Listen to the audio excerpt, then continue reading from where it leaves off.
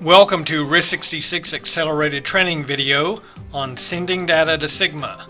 I'm Tim Coomer. Let's get started. Most actuarial reports consist of some basic data sets that include the following. Number 1, summary by policy period of incurred losses, paid losses, outstanding case reserves, claim counts, and open claim counts. Number 2, large loss history. Number 3, exposure information by policy period such as payroll, revenue, vehicles, or hospital-based statistics. And number 4, historical retentions, expense treatment within retentions, aggregate retentions, and the upcoming projected retention. Often, Sigma will receive only a summary of information by policy period and a loss listing of large claims over a specific dollar amount. And for clients with consistent loss patterns, this is usually sufficient to complete an analysis. For a client whose loss history appears to be changing, having the full data set of all claims in a database can be helpful to the actuaries to analyze what may be happening in the data. So if the actuaries do have access to the complete database of losses, what they may find evidence for that explains the changes in the loss data is perhaps relocation of operations or headquarters, geographical changes, safety concerns, company culture, change in third-party claims administration, management changes, recent layoffs, closure or movement of operations, acquisitions, divestitures or mergers, same-store growth, new market exploration, catastrophic events, and many more. So it's very important that you provide a complete database of losses to the actuary so that they can discover some of the reasons behind changes that may be occurring in the data and the loss trends. For example, a client has recently seen a few bad claims reported at a particular location. At first, it is believed to be an isolated situation, but upon further investigation, the loss run shows the last 3 years have several bad claims and lawsuits reported. A review of the safety procedures may be in order, or there's been a recent change in the local management and certain protocols have not been met or properly communicated for monitoring operations appropriately. In the meantime, this location could be allocated higher costs so the rest of the company is not penalized by the recent bad experience of this one location. If Sigma has a full database of claims information and exposures by location, this one bad egg could potentially be isolated from the rest of the company to be analyzed separately to see what patterns can be gleaned from the information and to give management a tool to demonstrate to the location what is being seen by an outside consultant. Another example when a full database of claims can be useful is when a company uses a new third-party administrator.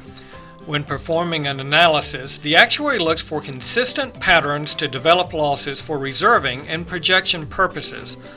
Loss development methods produce varied results, especially in recent periods, making estimated ultimate losses more difficult to ascertain. If the pattern of incurred loss development or paid to incurred loss ratios from a development triangle begin to veer from the expected pattern, the methods relied upon in the past may not make sense anymore. It would be helpful for the actuary to look at closure rates, closed claim values, large settlements, or other historical patterns that could isolate what may be happening and make informed adjustments to development factors and estimates, so as not to over or underreact to changes in the patterns. The reason behind the changes could be a cultural difference in the TPA's reserving philosophy. Instead of putting up aggressive reserves on the front end like the former TPA, this new TPA may be a bit slower in the reserving practices. If so, the ultimate losses could come up short. Changes like this are evident in the data when more details are available to the actuary. Recently, Sigma had a client move one of their manufacturing plants from a high cost of living area of the country to a low cost area. The plant performs the same operations that it did before, even uses the same machinery. But the litigious nature of the high cost of living area appeared to be the root of many claims. Evaluation of loss information for this particular plant showed evidence of higher pure loss rates and expense ratios compared to the rest of the company's operations.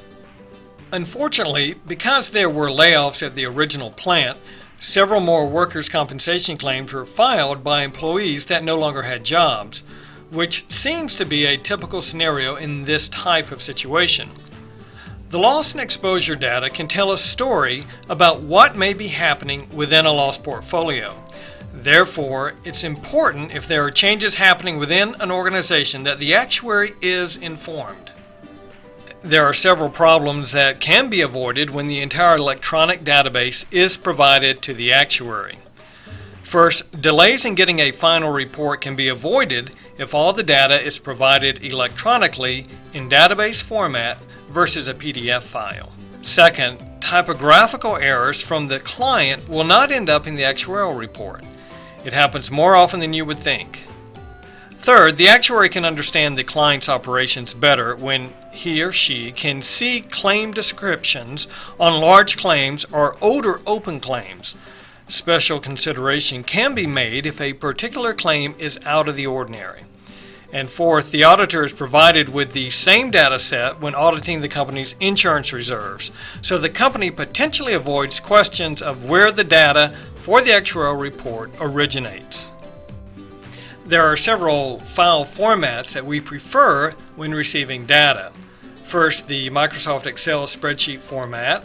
Second, Microsoft Access database formats, CSV files, and other comma-delimited files. There are several file types that we prefer to avoid also, PDF format only, a Microsoft Word document, text files, and manually entered information from another source. The original source is always best. In conclusion, when requesting information from a carrier, TPA, or a database administered within the company, it's best to ask for the electronic database of all claims.